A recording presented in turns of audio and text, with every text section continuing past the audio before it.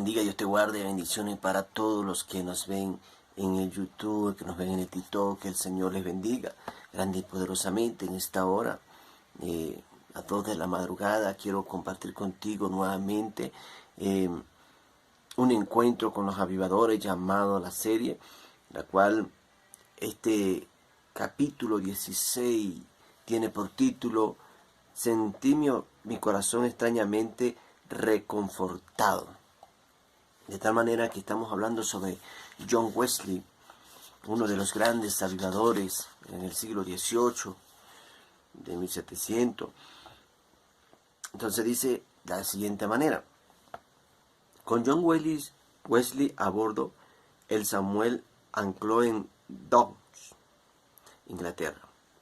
Solo pocas horas después de la salida del barco que llevaba a George Whitefield. George Whitefield fue otro de los grandes avivadores que se levantó en este tiempo con John Wesley. Dice, a Georgia iba George Whitefield.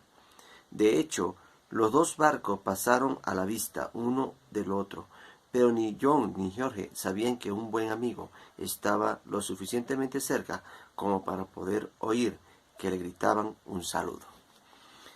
Los dos se cruzaron en el mar, pero no sabía ninguno que iban cada quien en un barco, porque cuando ese tiempo no había celulares como hoy tenemos la facilidad de un celular para podernos comunicar unos a los otros. Al llegar a Inglaterra, John supo que Whitefield acababa de partir y que todavía podía recibir un mensaje suyo.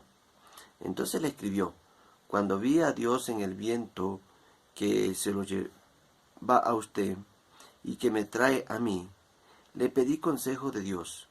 Su respuesta la encontraría adjunta. Parecía que John había escrito algunos consejos sobre varios trozos de papel, por fe. Los echó a suerte para señalar la voluntad de Dios para Whitefield. George sacó el trozo de papel que decía: déjalo regresar a Inglaterra. Amén. Después de su fracaso en los Estados Unidos, John debe de haber considerado este consejo como justificativo y confirmatorio para él mismo. Después de todo, si él no pudo tener éxito en los Estados Unidos, ¿qué esperaba lograr Whitefield? O sea, él pensaba que como John Wesley no tuvo éxito en los Estados Unidos, o sea, que pensaba que a Whitefield le iba a ir quizás de la misma manera o no iba a haber un éxito. Dice, por su parte, que no tenía confianza en colocar un vellón delante del Señor, puso el asunto en oración. Mientras oraba, se acordó de la historia de Primero de Reyes 13, sobre el profeta que se apartó de su llamado porque otro hombre le dijo que hiciera eso. Cuando desobedeció al Señor, fue atacado y abatido por un león. Whitefield continuó en su misión sin considerar en absoluto el consejo de John. Irónicamente, Whitefield se había embarcado hacia Georgia porque John le había escrito para solicitar su ayuda en ese lugar, por eso de que la mies es mucha y los obreros poco. Dice, solo 4 días después de regresar a Londres, le presentaron a John 3 jóvenes moravos. Dice, Wenceslao, Neisser y George Schullius y Peter Vogler, que había sido ordenado recientemente por el conde Zinzendorf. Después de conocer a Vogler, John tomó la decisión de conversar con él en alemán, y los dos comenzaron un diálogo que continuó durante los meses siguientes. Amén. Dice que comenzaron un diálogo entre ellos, entre el moravo y John Wesley. Dice, las discusiones de Vogler con John volvieron a mostrarle la posibilidad de tener una mayor relación con Dios, de lo que él había experimentado hasta ese momento. Pero en su mente todavía luchaba con las creencias de los moravos, muchas de las cuales entraban en conflicto con la suya propia. John estaba decidido a encontrar la santidad a través de la devoción, la determinación y la disciplina, mientras que Vogler enfatizaba que la salvación se alcanzaba solo por la fe en Jesucristo y que iría acompañada de amor, paz y gozo en el Espíritu Santo.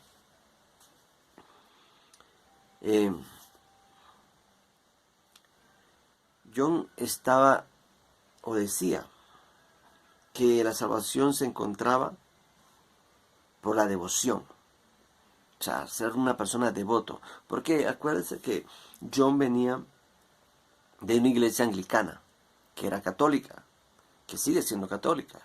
Entonces él pensaba que por ser devoto a algo, él podía tener la salvación, y no es así. El Morao acá le estaba dando a entender por dónde o de qué forma se encontraba la salvación. Entonces dice, mientras que Vogler enfatizaba que la salvación se alcanzaba solo por la fe en Jesucristo y que iría acompañada de amor, paz y gozo en el Espíritu Santo.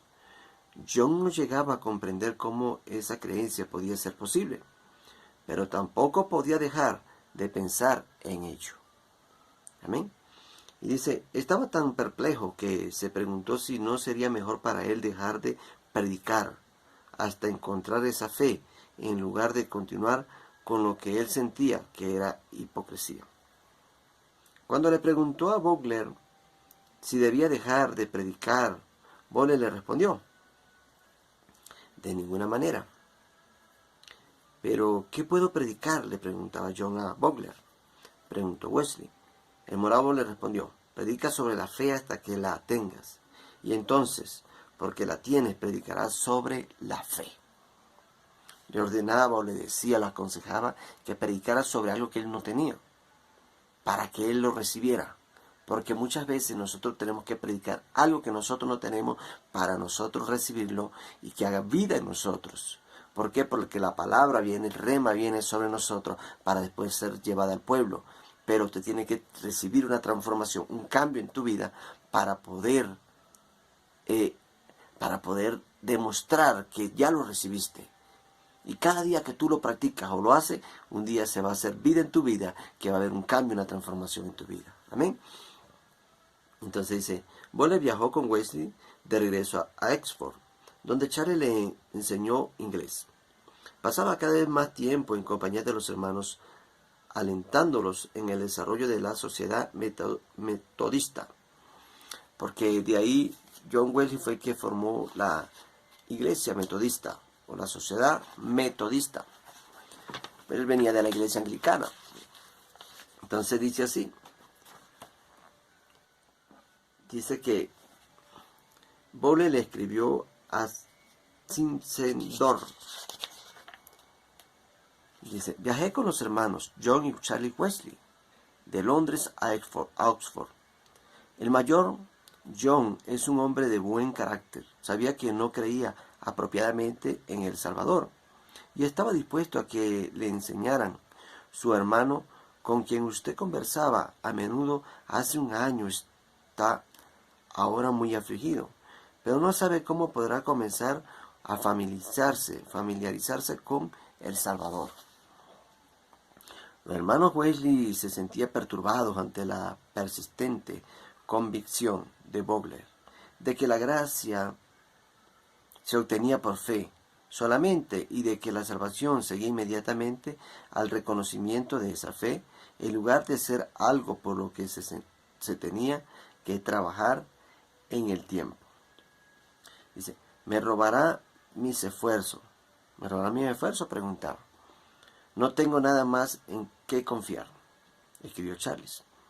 John decidió acudir a la Biblia en busca de respuesta y se sorprendió por lo que encontró.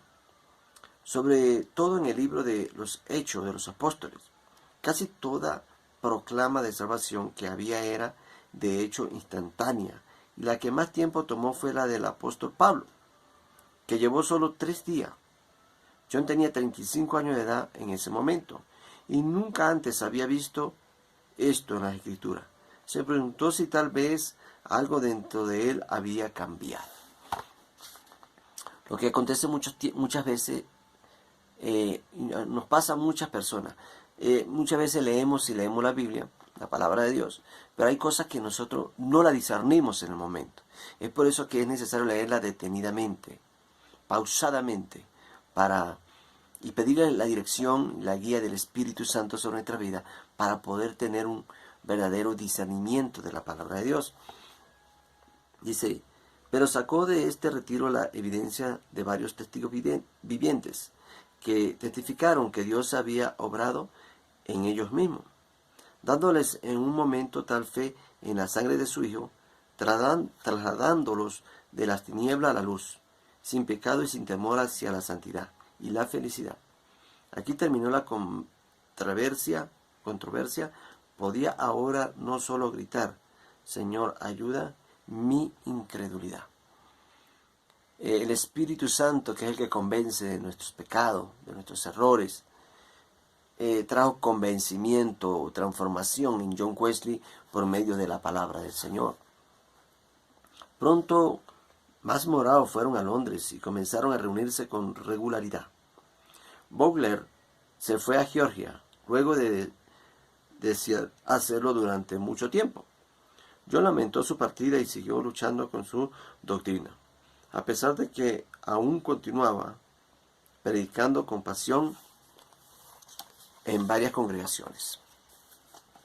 Incluso intercambió cartas con William Lane, a quien le expresó su frustración por no encontrar nada de esa enseñanza en sus escritos o en sus interacciones previas con él.